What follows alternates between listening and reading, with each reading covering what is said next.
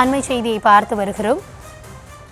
தமிழக பாஜக மாநில தலைவர் நயினார் நாகேந்திரன் அவர்கள் தமிழக அரசை விமர்சித்திருக்கிறார். மாணவர்கள் போதையில் உழல்வதைக் கண்டும் காணாமல் கடந்து போவது அலட்சியத்தின் உச்சம் எனவும், அரசு பள்ளிகளில் அக்கிரமம் நடக்கும்போது பள்ளிக்கல்வித்துறை அமைச்சர் எங்கே போனார் எனவும், சமூக கட்டமைப்பை அரித்து கொண்டிருக்கும் போதைப் பொருட்களை எப்படி ஒழிக்க முடியும் எனவும் அடுக்கடுக்காக அவர் கேள்விகளை எழுப்பியிருக்கிறார். முழுமையான விவரங்களோடு செய்தியாளர் லதா இணைந்திருக்கிறார். லதா, நயினார் நாகேந்திரன் அவர்கள் தரப்பில் என்ன சொல்லப்பட்டிருக்கு? முழுமையான விவரங்களை வழங்கலாம்.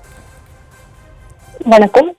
திமுக அரசை கண்டித்து பாஜக மாநில தலைவர் நயினார் நாகேந்திரன் எக்ஸ் வலைதளத்தில் பதிவு ஒன்று வெளியிட்டிருக்கிறார். அதில் சென்னை வியாசர்பாடியில் இயங்கி வரும் அரசு மேல்நிலைப் பள்ளியில் 11ஆம் வகுப்பு படிக்கும் மாணவன் பள்ளிக்கு கஞ்சா எடுத்து சென்ற சம்பவம் இந்த போதை மாடல் அரசின் அவல ஆட்சிக்கான உதாரணம் என்று குறிப்பிட்டிருக்கிறார்.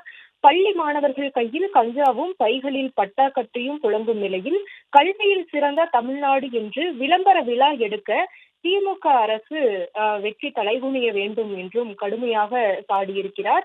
அப்பா என்ற அடைமொழிக்கு ஆசைப்படும் முதல்வர் அவர்கள் தனது கண்முன்னே பள்ளி குழந்தைகள் இப்படி போதையில் மூழ்கி தடம் புரள்வதை கண்டும் காணாமல் கடந்து போவது அலட்சியத்தின் உச்சம் என்றும், அரசு பள்ளி எனது கோட்டை என்று முழங்கிய பள்ளிக்கல்வித்துறை அமைச்சர் அன்பில் மகேஷ் அவர்கள் அரசு பள்ளிகளில் இத்தனை அக்கிரமங்கள் நடக்கையில் எங்கே போனார், என்ன ஆனார் என்று தெரியவில்லை என்றும் குறிப்பிட்டிருக்கிறார். மேலும் 11 வயது பள்ளி மாணவர்களுக்கு கூட கஞ்சா விற்கப்படுகிறது என்றால் திமுகவின் ஏவல் துறை, திமுகவினுடைய காவல்துறை எந்த அளவிற்கு ஆழ்ந்த உறக்கத்தில் இருக்க வேண்டும் என்ற கேள்வியை முன்வைத்திருக்கக்கூடிய நயினார் நாகேந்திரன் தங்களின் ஆட்சிக்கு எதிராக சமூக வலைதளங்களில் பதிவிடுபவர்கள் மீது, தங்கள் வாழ்வாதாரத்திற்காக போராடுபவர்கள் மீதும் பொய் வழக்கு போடுவதில் மட்டுமே திமுக அரசு கவனம் செலுத்திக் கொண்டிருந்தால் நமது சமூக கட்டமைப்பை அரித்து கொண்டிருக்கும் போதைப் பொருள் எப்படி ஒழிக்க முடியும்? இப்படிப்பட்ட